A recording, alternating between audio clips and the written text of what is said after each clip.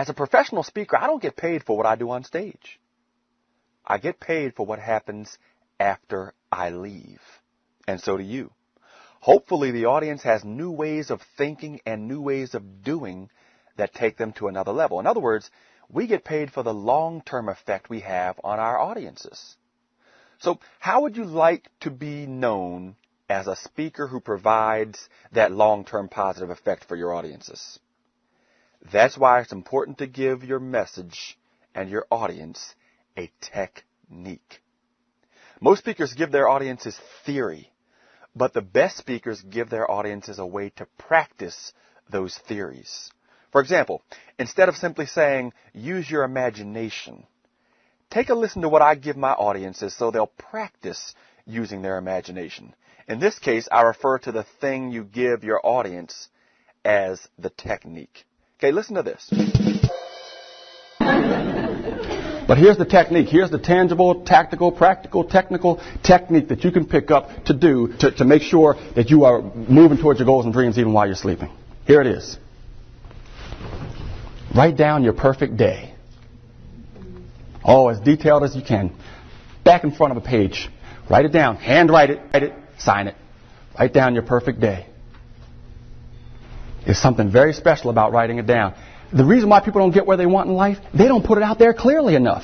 Do you have fog in Canada? If you have fog and you wake up, what's it going to do to your driving? You're going to slow it down, right? Most people have foggy goals. It's going to take a long time for them to get there. The clearer, the faster. Write it down. Again, nothing special about me, but something very special, Crystal, about writing it down. Everything I wrote down years ago, I'm living.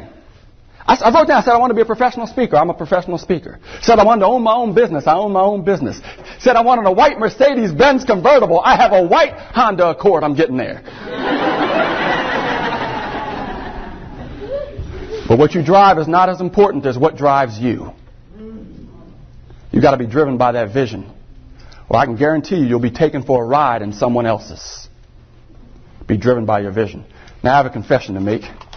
I've been saying that line for a while, but as of last May, I actually do have the white Mercedes-Benz convertible. Actually, that's not wholly true. It's not a convertible. It had a sunroof, but it's not a convertible. And you should have seen me in the dealership. I was like, man, it has to have a convertible. This was in my vision.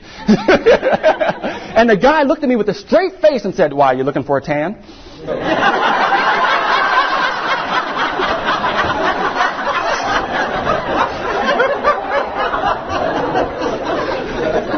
I say, you are so lucky you're an African American.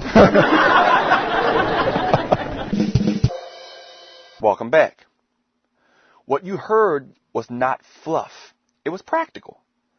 People contact me all the time and say things like, Craig, I wrote down my perfect day after I saw you speak, and I got to tell you, man, I'm getting closer and closer to living it. Now, how special is that? Remember that if somebody's using your technique, i.e., writing down your perfect day, then you're still touching their lives long after you left the speaking platform.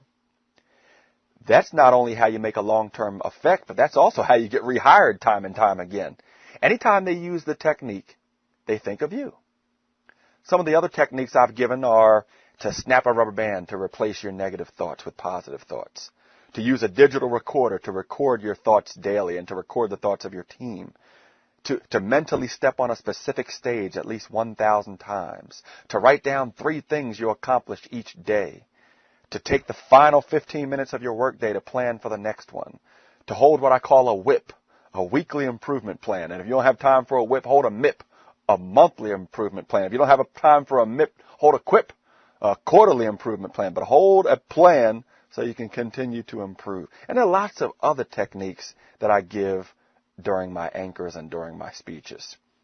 Dale Carnegie once advised us that the sweetest sound to a person's ears is what? The sound of his or her own name. He suggested that we should use it when we're talking to them. And I have. And therefore, even though he's long gone, Dale Carnegie, that is, he's still touching my life today. That's the power of giving a technique. So go beyond the theory and give a technique.